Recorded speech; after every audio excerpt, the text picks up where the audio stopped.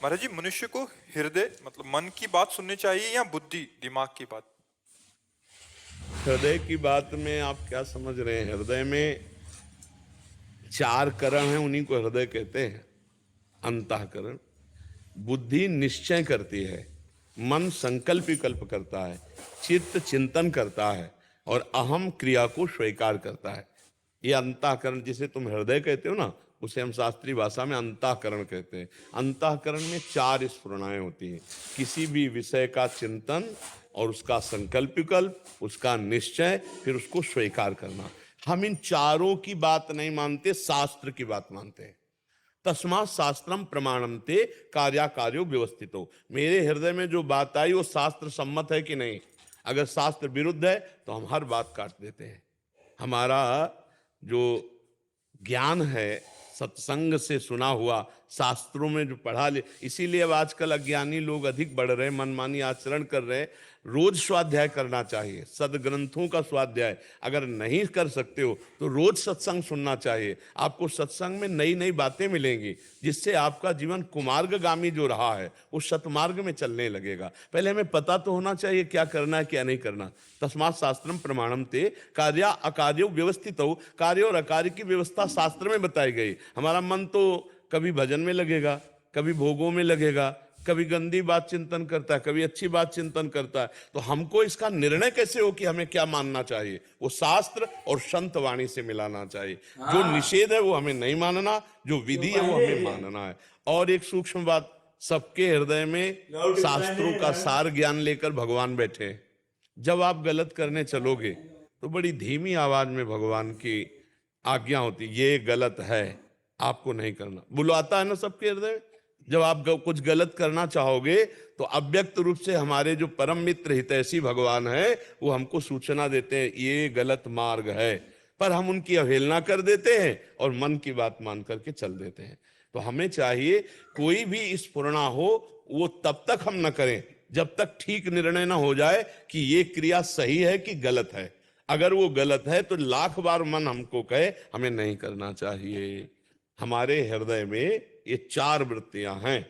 बुद्धि निश्चय करने वाली, मन संकल्प विकल्प करने वाला, ये करना चाहिए कि नहीं करना चाहिए, चित्त चिंतन करने वाला, और अहंकार क्रिया को स्वीकार करने वाला। कोई एक ही बात नहीं है, इन चारों की बातें हमें ध्यान देना है। शास्त्र प्रमाणित हो, संत प्रमाणित हो तो वही हृदय संत हृदय हो जाता है। और कुछ दिन के बाद फिर गंदी स्फुरणाएं ही बंद हो जाती हैं। फिर अब जो होगा वो भगवान का आदेश होगा।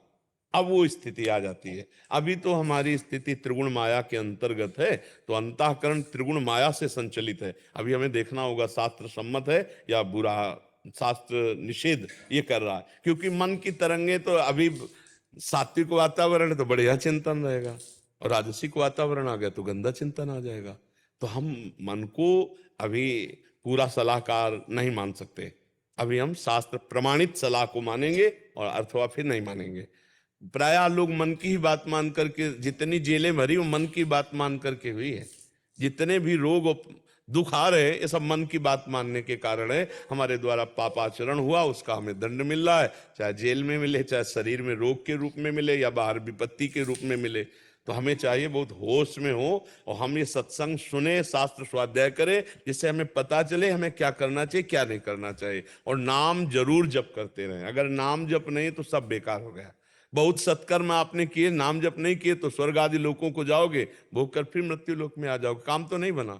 और 10 बार भी राम राम कृष्ण कृष्ण हरि हरि राधा राधा बोल लिया तो यमराज के रजिस्टर में 10 बार नाम भारी पड़ जाएगा।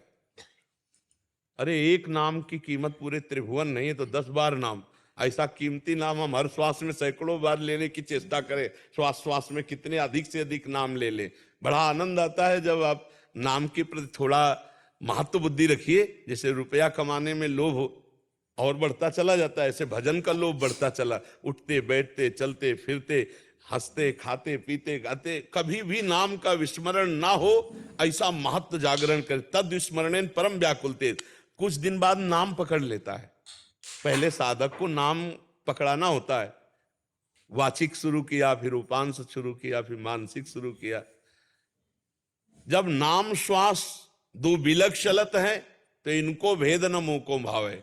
श्वासा ही नाम, नाम ही श्वासा, नाम श्वास को भेद मिटावे। रोम रोम जब रग रग बोले, तब कुछ स्वाद नाम को पावे। पहले हम नाम का निरंतर अभ्यास करें, तो नाम के अभ्यास से सब कुछ ठीक हो जाएगा। हमारे हर प्रश्न का उत्तर नाम है। बड़े बड़े महापुरुषों के और शास्त्रों के और स्वयं जीवन की अनुभूति का विषय, बस नाम पकड़ लो, सब समस्याओं का समाधान नाम, सब प्राप्ति हो जाएगी लोक परलोक की। भगवान, इससे बढ़कर क्या होगा? सुमिर पवन सुत पावन नामू, अपने बस करी राखे रामू, अपने बस करी राखे रामू। नाम जापक ने नामी को अधीन कर लिया। अब इससे बढ़कर क्या हो सकता है फल? इससे बढ़कर फल क्या हो सकता है? सुमिर पवन सुत पावन नामू, अपने बस करी राखे रामू। हम ऐसे महामहिम नाम का निरंतर जप करें और आचरण संभाल के करें। संत सम्मत, शास्त्र सम्मत अगर हमारे आचरण हुए और नाम जप चल रहा है, तो कुछ ही समय में आप खुद देख लेना आपका जीवन कैसे परिवर्तित होता है। आज जो हमारी समाज काम क्रोध लोभ मोह मद के ज्यादा चक्कर में फंसकर गर्त में जा रही, उसका कारण है सत्संग ना सुनना, शास्त्र स्वाध्याय ना करना और नाम जप ना करना। उसी से कितनी कितनी गंदगी भरती चली जा रही है। अपने पूज्य जनों को पढ़े लिखे लोग अपमानित कर रहे हैं। जो विद्या विनय प्रदान करती है, वही उद्दंडता में आ गई है। नए नए लड़के नशा करने लगे हैं, व्यभिचार की प्रवृत्ति बढ़ती जा रही है, एक दूसरे के प्रति राग द्वेष की भावनाएं पुष्ट होती जा रही। क्यों? क्योंकि अध्यात्म बीच में नहीं है, भगवान का नाम बीच में नहीं है, संतों के वचन बीच में नहीं है। जिसके जीवन में संत नहीं है, नाम नहीं है, भगवान नहीं है, वो जीवन मृत जीवन है। जिन हरि भगत हृदय नहीं आनी, जीवित सब समानते प्राणी। तो हमें लगता है कि हमें हृदय की बात जांचने के लिए संतवाणी, गुरुवाणी, शास्त्रवाणी, इनका हम प्रमाण लें, तब हम हृदय की बात मानकर कार्य करें। नहीं तो हमारा हृदय अभी मलिन है, वो कभी कुछ भी उपदेश दे सकता है, हर बात हमें नहीं माननी।